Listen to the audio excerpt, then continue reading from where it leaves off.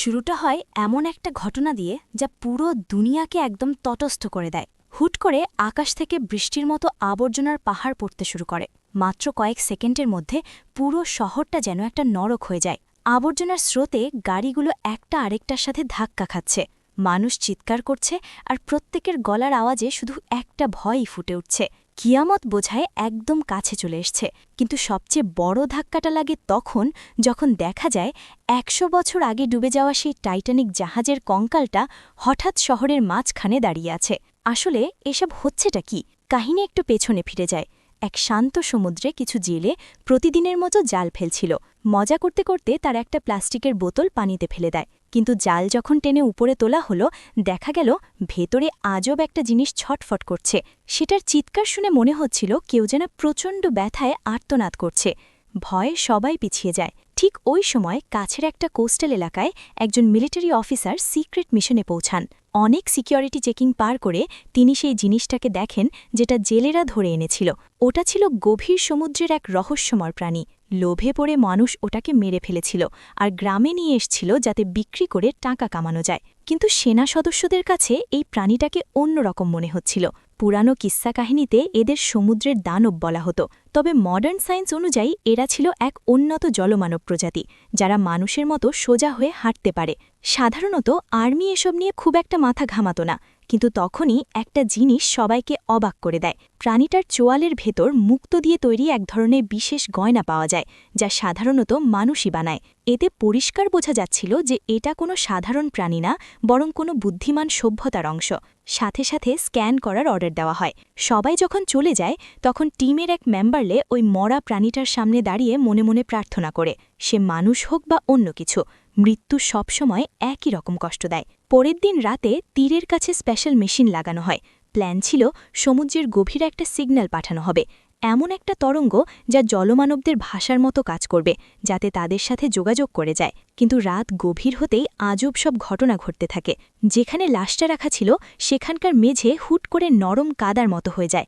একজন নারী সৈনিক কিছু বুঝে ওঠার আগেই তার অর্ধেক শরীর মাটির নিচে দেবে যায়। তার পার্টনার তাকে বাঁচানোর চেষ্টা করে, কিন্তু একটা কালো ছায়া তাকেও নিচে টেনে নিয়ে যায়। কয়েক সেকেন্ড পর পানির ঢেউ উঠে আর একটা কিছু লাফ দিয়ে এসে জলমানবের লাশটা তুলে নিয়ে যায়। পুরো বেসে অ্যালার্ম বেজে ওঠে। সৈনিকরা দৌড়ে আসে, কিন্তু সেখানে কিছুই নেই, না লাশ, না সেই দুই সৈনিক। মাটি আবার আগের মতো শক্ত হয়ে গেছে, যেন কিছুই হয়নি। বার্কলে মাটির ভেতর কিছু একটা অনুভব করে। সে হাত ঢুকিয়ে ভেতর থেকে একটা চেয়ারের অংশ টেনে বের করে আনে। তখনই কমান্ডারের ওয়াকিটকিতে সে নিখোঁজ সৈনিকদের গলার আওয়াজ শোনা যায়, একদম মাটির নিচ থেকে। মাটি সরাতেই ভেতরে একটা মানুষের হাত দেখা যায়। বার্কলে সন্ধ্যাবেলা সমুদ্রের ধারে বসে কাঁপছিল। তার ক্যারিয়ারের এটাই ছিল প্রথম অপারেশন, আর প্রথমবার সে কোনো লাশকে এত কাছ থেকে দেখেছে। ভয় তার ভেতরে জাঁকিয়ে বসেছে, কিন্তু কমান্ডার অবাক হচ্ছিলেন, কারণ তাদের এই ইউনিট তো এসব রহস্যময় ঘটনা সামলানোর জন্যই তৈরি। সবার তো এসবে অভ্যস্ত হবার কথা। তখন নিরুপায় হয়ে বার্কলে সত্যিটা বলে দেয়, আসলে সে তো অফিসের একজন সাধারণ ক্লার্ক মাত্র। আসল অপারেটিভ ছুটিতে চলে যাওয়ায় তাকে জোর করে টিমে ঢুকিয়ে এই মিশনে পাঠানো হয়েছে। বার্কলে জীবনে প্রথমবার এমন মিশনে এসছে যেখানে মৃত্যু তার চোখের সামনে দাঁড়িয়ে। ফাইল রেডি করার সময় সে হাতের কাছে ছিল বলে কপাল তাকে সরাসরি এই বিপদের মুখে ঠেলে দিয়েছে। তার কোনো ট্রেনিং ছিল না, অস্ত্র চালানো তো দূরের কথা, বিপদ সামলানোর ক্ষমতাও তার নেই। সে আফসোসে ডুবেছিল, কিন্তু কমান্ডার তাকে বোঝালেন যে ইতিহাস সব সময় সাধারণ মানুষের ভুল আর অজানাতেই তৈরি হয়। পাশেই দাঁড়িয়ে থাকা টিম লিডার পরিবেশটা হালকা করার জন্য বললেন যে জলমানবরা কোনো খুনি রাক্ষস নয়, বরং তারা পৃথিবীর অনেক পুরনো বাসিন্দা, যারা মানুষেরও আগে এখানে রাজত্ব করত। 1000 বছর ধরে তারা সমুদ্রের গভীরে ঘুমিয়েছিল। গত কয়েকদিন ধরে তাদের বারবার দেখা যাওয়াটা বিজ্ঞানীদেরও অবাক করছে। আসলে ইন্টেলিজেন্স বিভাগ অনেক বছর ধরে এদের কথা লুকিয়ে রেখে স্টাডি করছিল। সত্যি বলতে এই প্রজাতি যদি ঘুমে না যেত, তবে হয়তো আজ পৃথিবী মানুষের হতো না। হঠাৎ কিমের একজন ভয় পেয়ে ইশারা করল, একটা জলমানব সামনে এসে দাঁড়িয়েছে। সৈনিকরা সাথে সাথে অস্ত্র ত্যাগ করল। অন্যদিকে বার্কলে তার পুরনো অভ্যাস মতো ছোট একটা নোটবুক বের করে সব লিখতে শুরু করল। তখনই কমান্ডার এসে সৈনিকদের গান ডাউন করার অর্ডার দিলেন। টেকনোলজি টিমকে সাথে সাথে ট্রান্সলেটর মেশিন চালু করতে বলা হলো। কমান্ডার খুব নরম সুরে কথা শুরু করলেন। তিনি জলমানবদের সাথে শান্তিতে আলোচনা করতে চেয়েছিলেন, কিন্তু সামনে দাঁড়িয়ে থাকা জলমানবের গলার আওয়াজ ছিল গম্ভীর আর অদ্ভুত। মেশিন সেটা ট্রান্সলেট করে জানালো সে ভয়াবহ এক বিপদের অভিযোগ করছে। তোমরা আমাদের লোক মেরেছ। কমান্ডার পাল্টা বললেন যে তাদের প্রজাতিও 2 জন মানুষের প্রাণ নিয়েছে, হিসেব এখন বরাবর, তাই এখন চলো বসে কথা বলি। কিন্তু এই প্রাণীটা হঠাৎ রেগে গেল। ট্রান্সলেটরে মেসেজ এলো সে শুধু এখানে নয় বরং পুরো মানবজাতির সাথে কথা বলতে চায়। তখনই সব সৈনিকের মোবাইল একসাথে বেজে উঠল। স্ক্রিনে দেখা গেল দুনিয়ার আলাদা আলাদা দেশে জলমানবরা ঠিক একই সময় প্রকাশ্যে চলে এসছে। মনে হচ্ছিল তারা বলছে আমরাই ফিরে এসছি, আসল মালিক আমরাই। তাদের এই উপস্থিতি পুরো দুনিয়ায় তোলপাড় ফেলে দেয়। দ্রুত সমাধান খোঁজার জন্য ব্রিটেন সবার আগে এগিয়ে আসে। এম্পায়ার স্টেট বিল্ডিংয়ের কাছে একটা বিশেষ ওয়াটার চ্যানেল তৈরি করা হয়, যেখানে মানুষ আর জলমানব সামনাসামনি বসে কথা বলতে পারে। এই ঐতিহাসিক আলোচনায় মানুষের পক্ষ থেকে নেতৃত্ব দেওয়ার দায়িত্ব দেওয়া হয় কেটকে। কয়েক ঘণ্টা পর বিশাল ট্যাঙ্কে পানি ভরা হলো। ক্যামেরায় দেখা গেল অনেক জলমানব দ্রুত ছাত্রী অ্যাসেম্বলি রুমের দিকে আসছে। প্রথমে গার্ডসদের মতো কিছু জলমানব আসলো, তারপর ভয়ঙ্কর বড় 2 গভীর সমুদ্রের প্রাণী, আর সব শেষে আসলো তাদের লিডার, যে বাকিদের চেয়ে অনেক বেশি মানুষের মতো দেখতে। তার চোখ মুখ দেখে বোঝা যাচ্ছিল সে উচ্চ বুদ্ধিসম্পন্ন। দর্শকদের মধ্যে বসে থাকা বিজ্ঞানীরা সবচেয়ে বড় ধাক্কা খেল এটা দেখে যে সে পানি ছাড়াও দিব্যি শ্বাস নিতে পারছে, অর্থাৎ সে ডাঙাতেও থাকার ক্ষমতা রাখে। আর এই খবরটা মানবজাতির নিরাপত্তার জন্য ছিল একটা বড় হুমকি। চারিদিকে পিনপতন নীরবতা। মানুষের প্রতিনিধি ড জোনাথন ওয়েলকাম স্পিচ শুরু করলেন, কিন্তু জলমানব লিডার হাত তুলে তাকে মাঝখানেই থামিয়ে দিল। অবাক করার মতো বিষয় হল সে পরিষ্কার মানুষের ভাষায় কথা বলতে পারে। এতে প্রমাণিত হয় যে সে অনেক দিন ধরে মানুষদের খুব কাছ থেকে পর্যবেক্ষণ করেছে আর আমাদের সম্পর্কে পড়াশুনো করেছে। জোনাথন সাথে সাথে প্রসঙ্গ ঘুরিয়ে দিলেন যাতে আলোচনাটা ঠিকঠাক চলে। কথা এগিয়ে নেওয়ার জন্য মানুষের পক্ষ থেকে জলমানবদের একটা বিশেষ উপহার দেওয়া হলো, এভারেস্টের চূড়ায় পাওয়া বিরল হিমালয় বনফুল। এটার সুবাস অসাধারণ। মানুষের ধারণা ছিল এতে তাদের সভ্যতার শ্রেষ্ঠত্ব প্রকাশ পাবে, কিন্তু এরই মাঝে জলমানব লিডারও তার উপহার সামনে আনল, কিছু মরা জলমানবের ডিম। তার গলার আওয়াজে কষ্ট স্পষ্ট ছিল। সে বলল, এই বাচ্চারা সমুদ্রে স্বাধীনভাবে বড় হতে পারত, কিন্তু তোমাদের তেল, কেমিক্যাল আর নোংরা আবর্জনা এদের শ্বাস পর্যন্ত নিতে দেয়নি। এই অভিযোগ শুনে বিজ্ঞানীদের পায়ের তলা থেকে মাটি সরে যায়। তিনি আমতা আমতা করে সাফাই দেওয়ার চেষ্টা করেন যে মানুষ সমুদ্রের দূষণ কমানোর চেষ্টা করছে, কিন্তু জলমানব লিডারের মুখের রাগ স্পষ্ট, সে কোনো কথা শুনতে চায় না। হঠাৎ সে আঙুল উঁচু করে পেছনে বসে থাকা বার্কলেকে ইশারা করে। সবার মানে একটাই প্রশ্ন, কেন এই সাধারণ মানুষকে বেছে নেওয়া হলো? তখন স্ক্রিনে একটা ভিডিও চলল যেখানে দেখা গেল বার্কলে সেই মরা জলমানবের জন্য চুপি চুপি প্রার্থনা করছিল। জলমানব লিডার বলল যে মানুষ মৃত্যুর সম্মান বোঝে, সে কেবল জীবন নিয়ে কথা বলার অধিকার রাখে। বার্কলে নিজেও অবাক, যাকে কাল পর্যন্ত কেউ চিনত না, আজ পুরো দুনিয়ার নজর তার উপর। এটা নিশ্চিত ছিল যে বার্কলে যদি একটাও ভুল কথা বলে ফেলে তবে 2 জাতির মধ্যে যুদ্ধ লেগে যেতে পারে।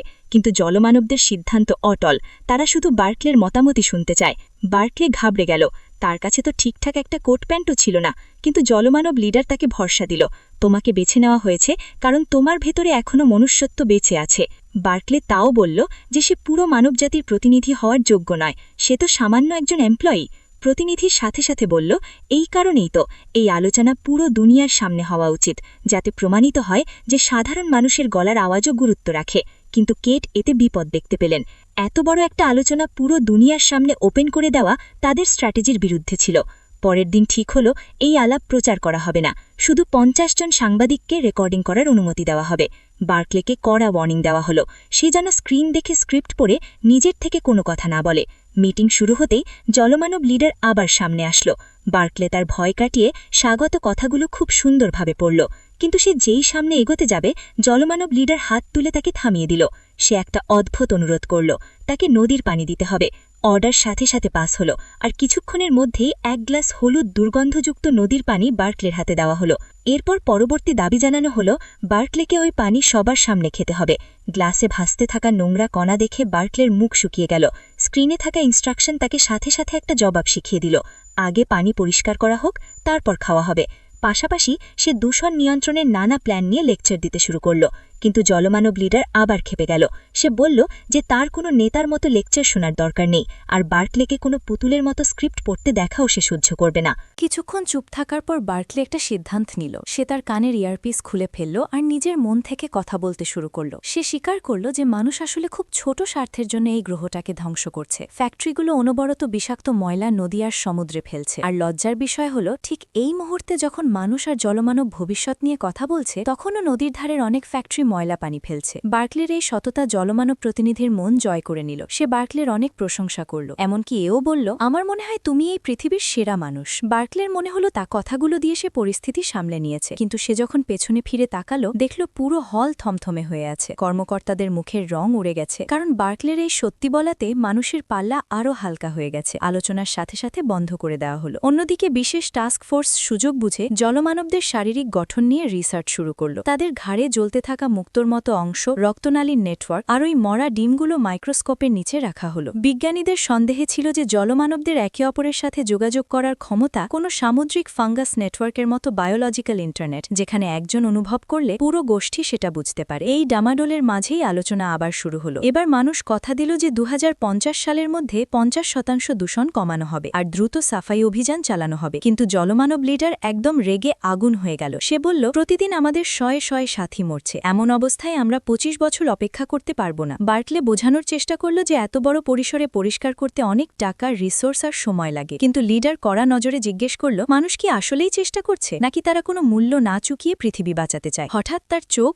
ওপরের দিকে উঠল আর পুরো শহরের সব লাইট মিটমিট করে নিভে গেল। মানুষ ভয় পেল যে হয়তো বড় কোনো তুফান আসছে, কিন্তু আকাশ থেকে বৃষ্টির বদলে আবর্জনা পড়তে শুরু করল। প্লাস্টিকের ব্যাগ, ভাঙা বোতল, ছেঁড়া জাল, পচা প্যাকেট, যা একসময় সমুদ্রে ফেলা হয়েছিল। দেখতে দেখতে পুরো নিউ ইয়র্কের রাস্তা আবর্জনার পাহাড়ে ঢেকে গেল। আর অবাক হওয়ার সীমা তখন ছাড়িয়ে গেল যখন টাইটানিকের সেই ধ্বংসাবশেষ হঠাৎ শহরের মাঝখানে আছড়ে পড়ল। পুরো দুনিয়া আতঙ্কে থরথর করে কাঁপছে। সরকার একে একে টিভিতে স্টেটমেন্ট দিতে লাগলো যে এটা মানব ইতিহাসের সবচেয়ে বড় সংকট আর সবাইকে এখন এক হয়ে লড়াই করতে হবে। কয়েকদিনের বিশৃঙ্খলার পর আলোচনা আবার শুরু হলো। বার্কলেকে এবার অনেক সাবধানে কথা বলতে হচ্ছিল। সে খুব মেপে মেপে জলমানবদের কাছে ধৈর্য ধরার আপিল করল। সে বলল যে হিংসা দিয়ে কারো ভালো হবে না। কিন্তু জলমানব লিডার খুব ঠান্ডা গলায় জবাব দিল, আমি তো শুধু সেটাই ফেরত দিয়েছি যা মানুষ আমাদের দিয়েছিল। বার্কলের চোখে মুখে রাগ ফুটে উঠল, কারণ তার বউ আর বাচ্চাও ওই আবর্জনার বৃষ্টির হাত থেকে অল্পের জন্য বেঁচে গিয়েছিল। সে কিছু একটা বলতেই যাচ্ছিল, তার আগেই টেলিপ্রম্পটারে কেটের অর্ডার ভেসে উঠল। এখন একটা ফর্মাল যুদ্ধবিরতির চুক্তি চাইতে হবে। বার্কলে লম্বা একটা শ্বাস নিয়ে প্রস্তাব রাখল যে মানুষ কোনোভাবেই যুদ্ধ চায় না। জলমানব লিডার শান্তির কথা দিল, তবে 3টি কঠিন শর্তে। প্রথম শর্ত,